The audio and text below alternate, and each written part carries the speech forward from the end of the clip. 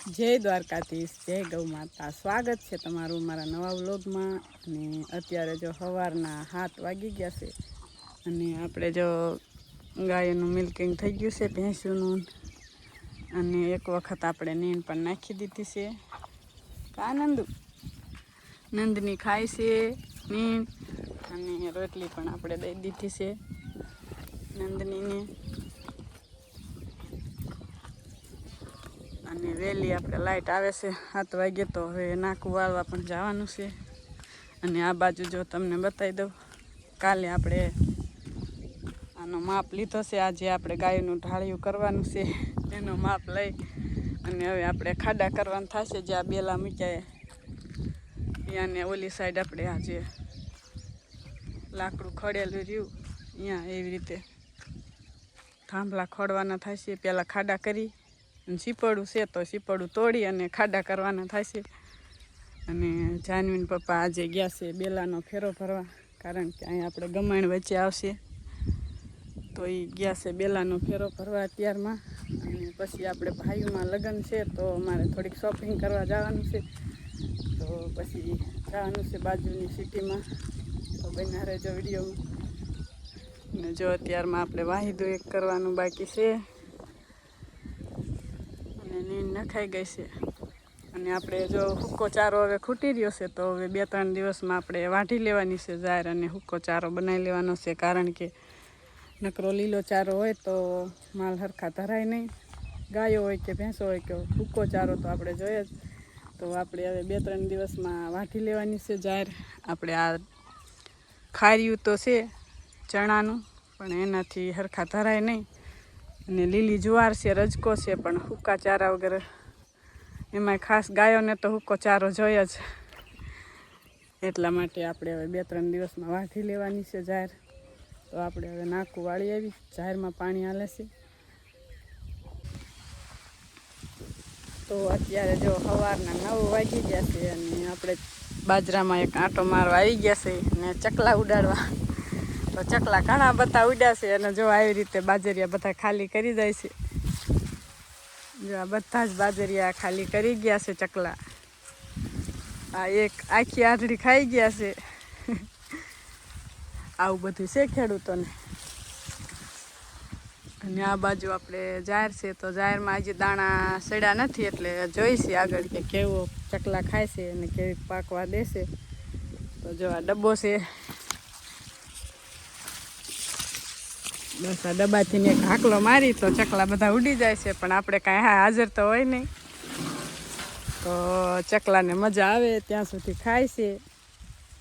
તો બસ હવે આપણે જાહેર વાટવા જવાનું છે, તો જઈએ હવે જાહેર બહાર વાટી અને પછી તૈયાર થઈ જઈએ આપણે. તો અત્યારે જો સવારના 10 વાગી ગયા છે અને આપણે બેલાનો ફેરો ભરવા ગયા હતા. જાનવીન પપ્પા એ આવી ગયા છે અને બેલા આપણે આ બાજુ ઠલવવાના છે, કારણ કે જે આને ધોવા પડે તો પહેલાં ધોઈ. અને આ બાજુ આપણે થોડીક એક કુંડી અત્યારે બનાવવાની છે કાગળ નાખીને, તો અહીંયા એક ફેરો પહેલાં ઠલવી નાખે.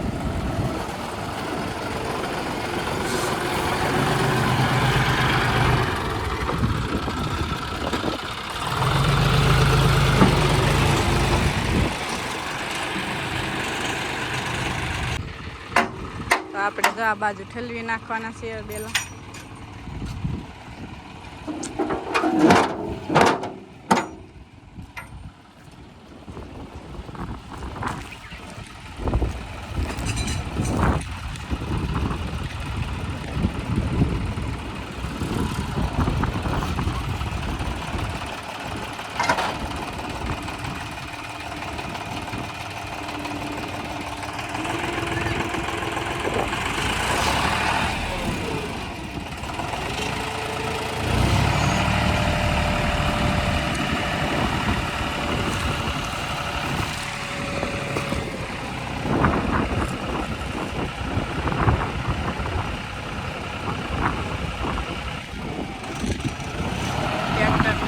ઉલાળે છે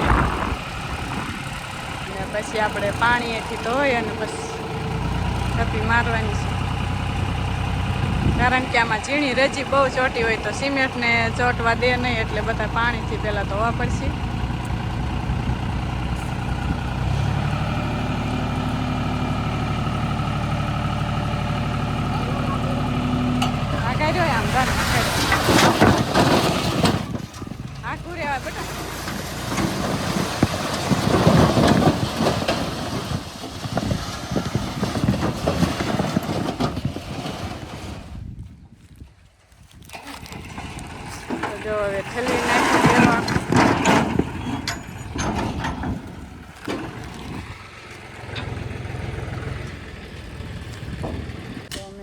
બીજેડિયા ચોકડી પેટ્રોલ પંપે પગી ગયા છે. જો આપણે ગાડીમાં પેટ્રોલ પુરાવી લીધું અને હવે થાન જઈશી. હવે મળીએ થાનગઢ જઈને.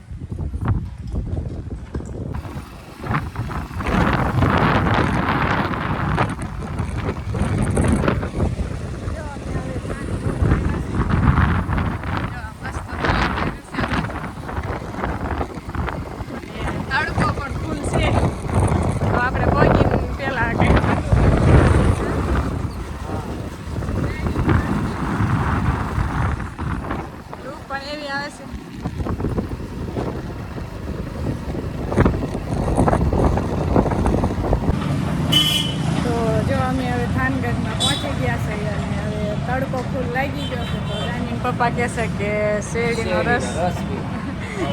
શેરડીનો રસ પી લઈ. હાલો પીવા.